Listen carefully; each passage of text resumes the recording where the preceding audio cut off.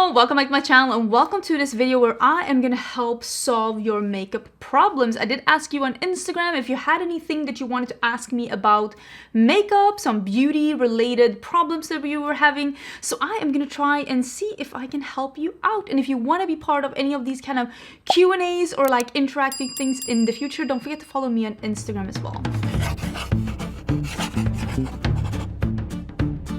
I'm trying to be a little bit more chill. I'm actually done filming for the day and I was just so warm, so I put my hair up. I hope that's fine. I also did also film this video also once already with my microphone off, so that was also super fun. Obviously I did film this look. It's already live on my channel. I will leave a link to it down below.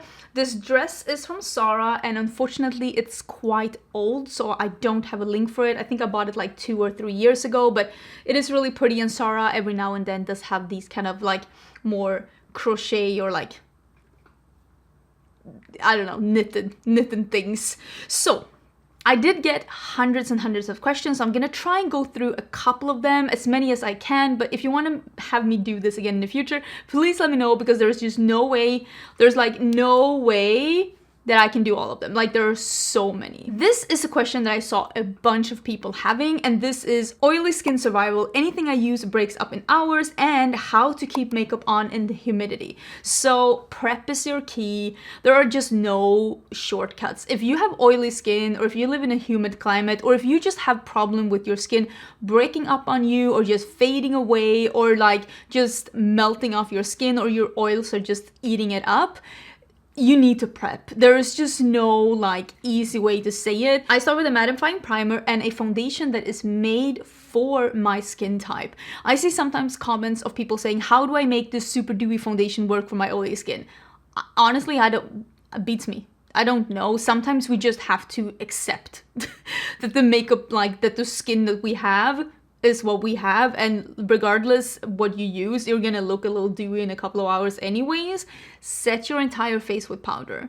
Even if you don't like the result the first hour, it's gonna help with longevity in the end if you want your makeup to stay on your face for a long time.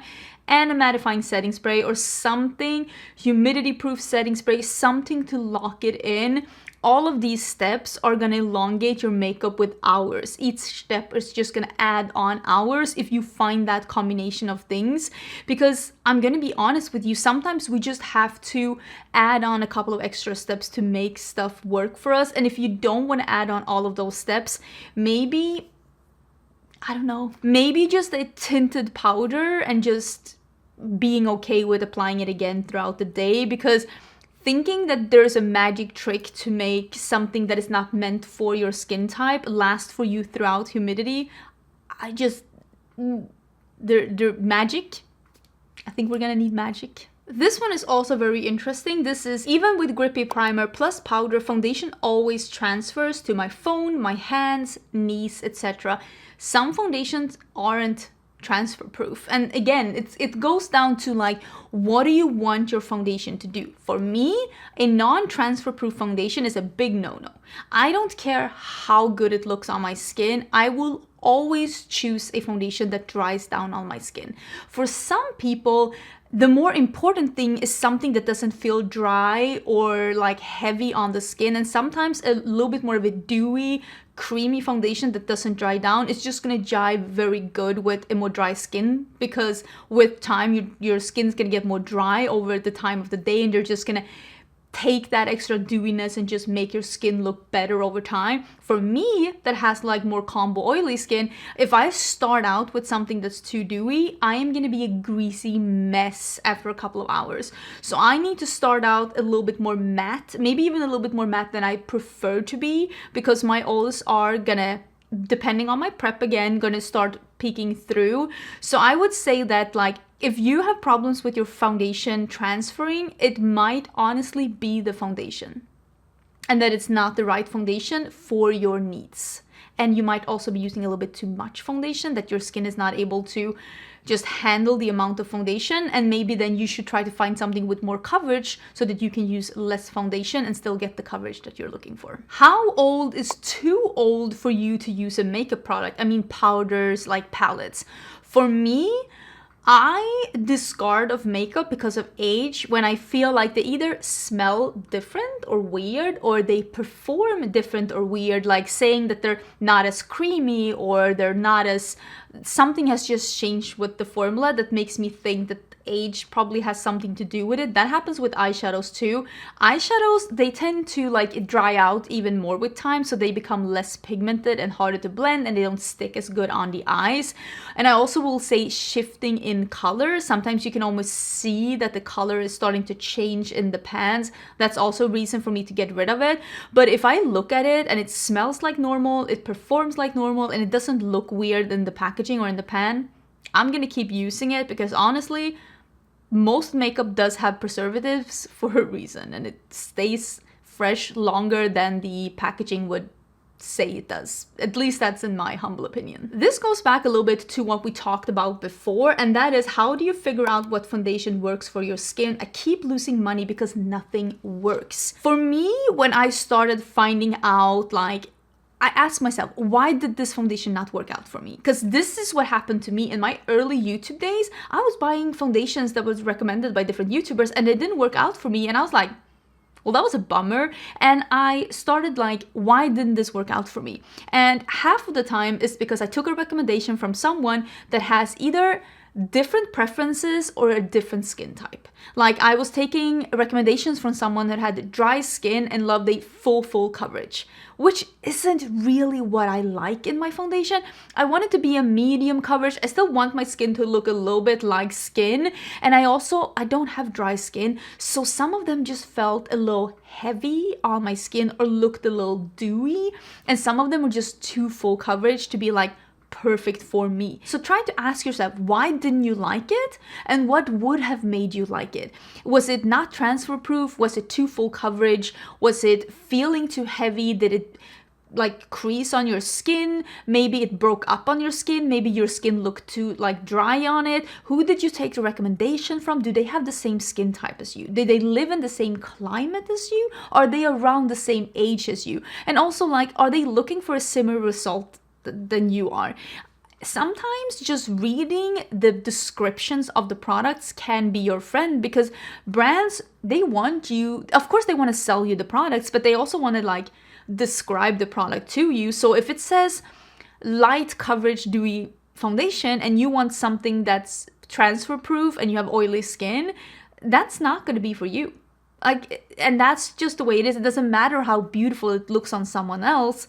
If you're not looking for that, you're not gonna like want that. So I think that like trying to figure out exactly what are you looking for, what kind of coverage, what kind of finish, what kind of price range, and also like where do you live, how long does it need to last on you? Because I feel like a lot of YouTubers have been recommending me foundations throughout the years, and I've figured out that like, yeah, they look great for filming, but longevity is literally 45 minutes. Which is enough for people to film a video, but like, I'm gonna wear this for the rest of the day. I need my makeup to look good until 10 o'clock at night. What is a technique you learned that just made you lose your mind because it was such a game changer? I wouldn't say necessarily a technique, but I would say realizing that everything was so much easier with smaller brushes. Smaller eye brushes, smaller foundation brush, smaller face brushes. These like super big brushes that were so popular, like, oh, the super poofy brushes, and that never looked good on me. I didn't like my bronzer or my blush application with those super big brushes. I just felt like it just looked too much. It just looked too wide. I liked something more precise. So for me, it was realizing that it's not necessarily the technique, it is just that I prefer using smaller brushes to be a little bit more precise with my application. That totally changed the game for me. This one is, how do you remove a 24-hour liquid superstay lipstick? I would say probably oil. You could probably like pick any oiled makeup remover or any like just cooking oil, because those like super dry down matte lipsticks, they are not oil resistant. So I'm sure that you can break them down with any kind of oil.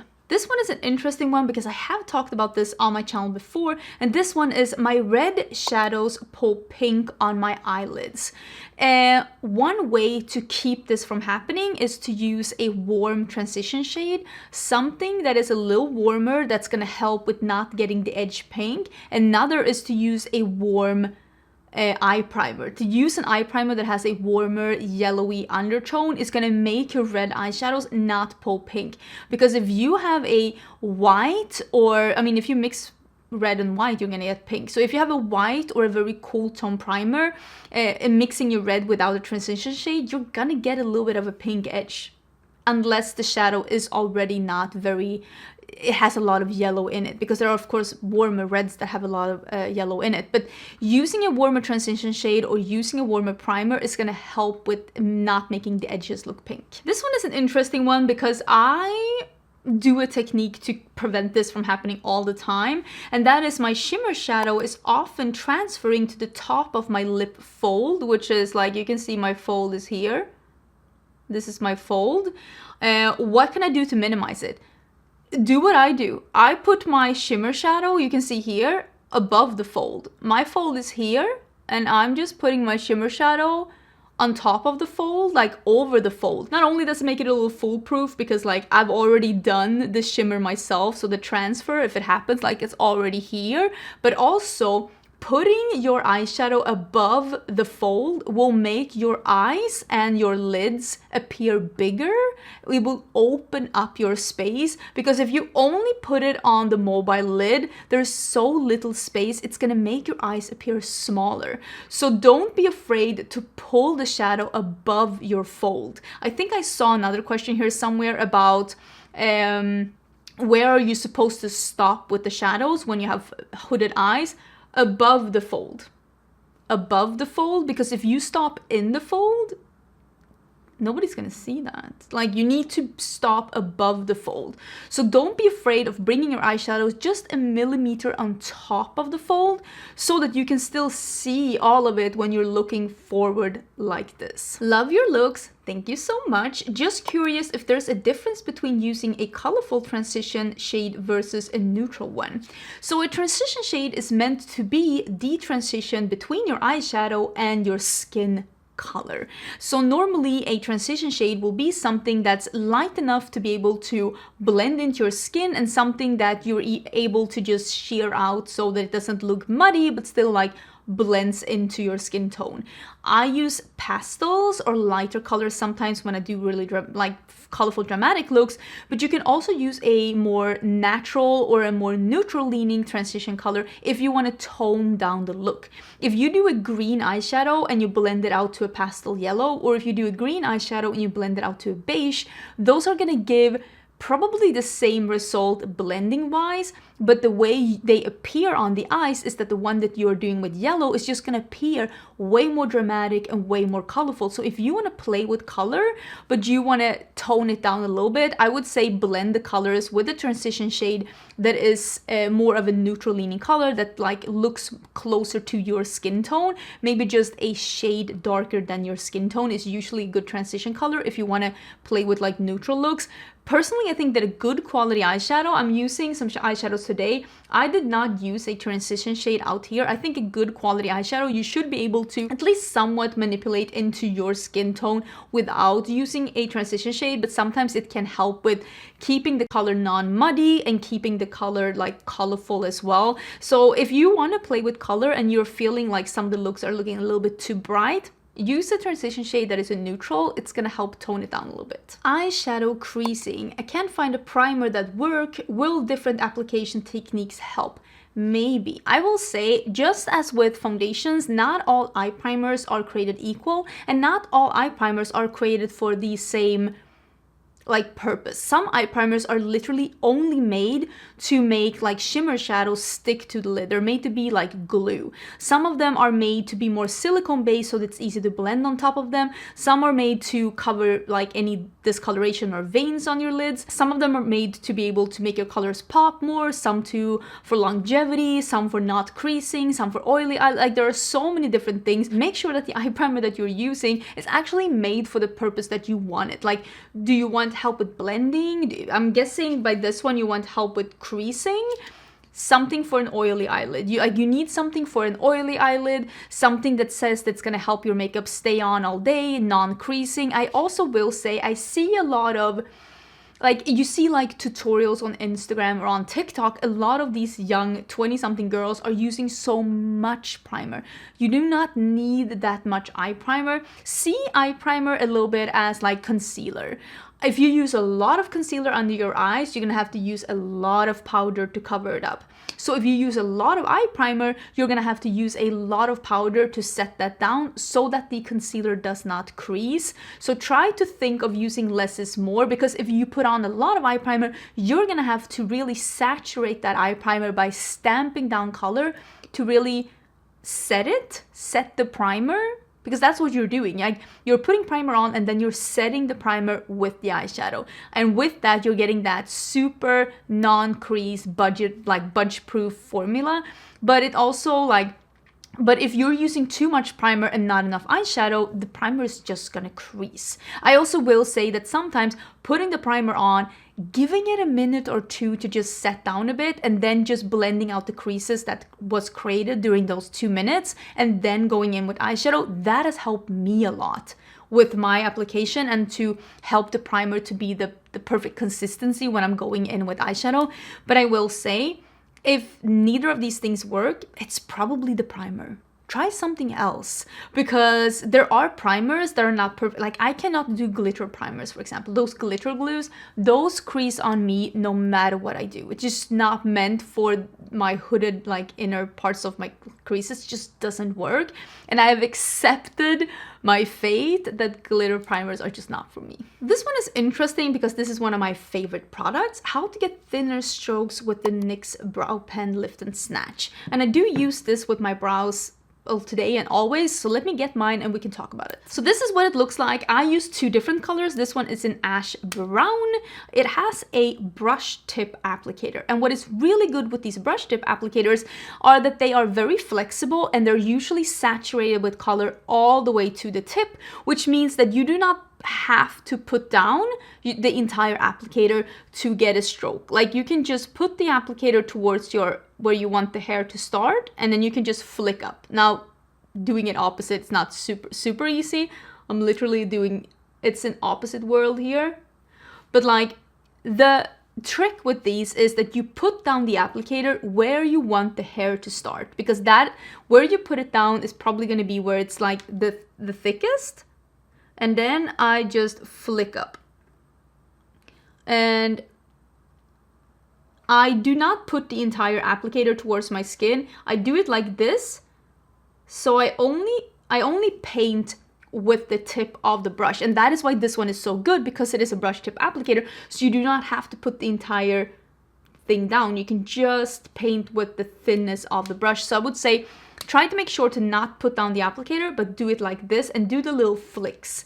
Put down the brush where you want the hair to start and do a little flick, and make sure that you're only painting with the outer tip of the brush. Okay, let's do one more. And like I said, if you want to do this again, please let me know, because I got hundreds and hundreds and I'm sorry, I did not have time to do all of them. This is something that I've had to figure out since I moved to a warmer and more humid climate. I moved from Sweden, which is not warm or humid at all, and I had normal skin, and I moved to Austin, Texas, and it's very warm and it's very humid, and I got more of a oily combo skin when I moved here. And this one is how to have a glowy base with oily skin.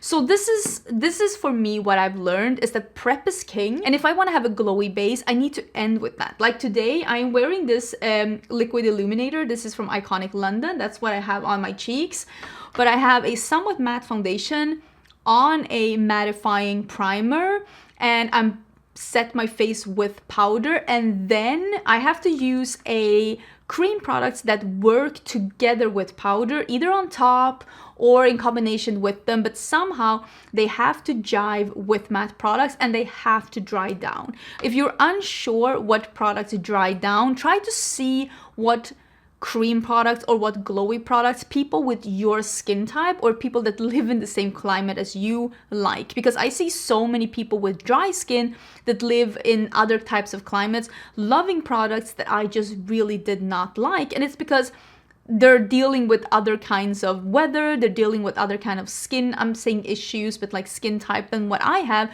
So obviously they're gonna like other products than I do. But if I see someone with oily skin living in a humid climate, really loving a cream product, that tells me that I might like that cream product too. But if I don't start with a mattifying primer and a somewhat, I don't want to say matte foundation, but at least a foundation that's made for my skin type, if I don't start with that, we're just not gonna have a good time, because like the foundation, like the base, needs to be something, because that's closest to your skin, it needs to be something that actually can withhold the oils that are gonna come through on your face. I would say prep is king. You need to start prepping your skin if you have more oily skin, and then just add whatever glow you want last.